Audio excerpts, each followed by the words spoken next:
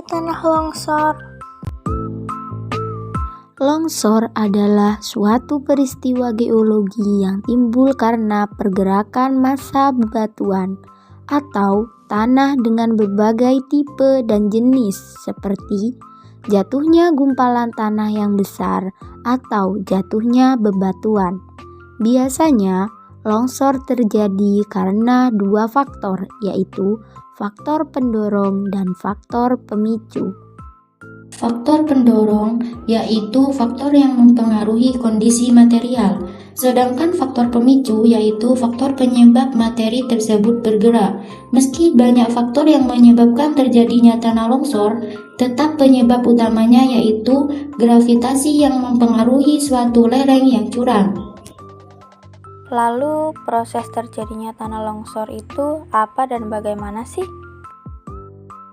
Proses terjadinya tanah longsor adalah sebuah peristiwa perpindahan material membentuk lereng berupa batuan atau tanah yang bergerak turun ke bawah.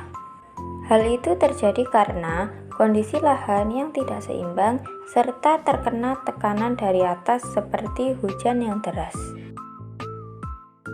Berikut adalah proses terjadinya tanah longsor yang sering terjadi di beberapa wilayah di Indonesia.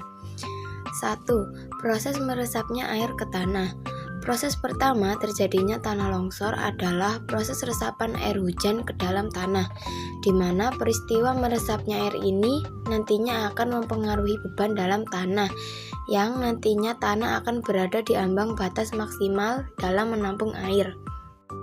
2. Perubahan tekstur tanah.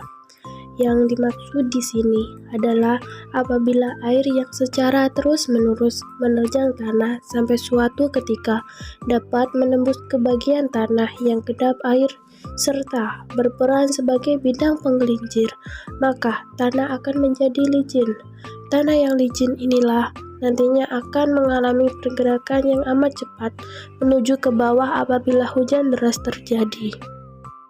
3. Tanah mengalami pelapukan. Tanah yang berada di permukaan akan mengalami pelapukan. Begitu juga struktur lapisan tanah yang berada di bawahnya, begitu sampai dasar dari tanah. Pada peristiwa pelapukan inilah yang nantinya akan menyebabkan tanah bergerak mengikuti lereng dan kemudian keluar lereng sehingga terjadilah tanah longsor. Peristiwa alam bencana longsor ini menyebabkan kerugian yang besar, mulai dari kerusakan rumah, putusnya akses kendaraan, hilangnya harta benda, dan korban jiwa. Karena sangat jarang orang dalam kejadian tanah longsor bisa menyelamatkan diri. Itu dikarenakan kecepatan tanah longsor bisa sampai 100 km per jam. Seandainya ada korban yang selamat, mungkin dia akan mengalami trauma.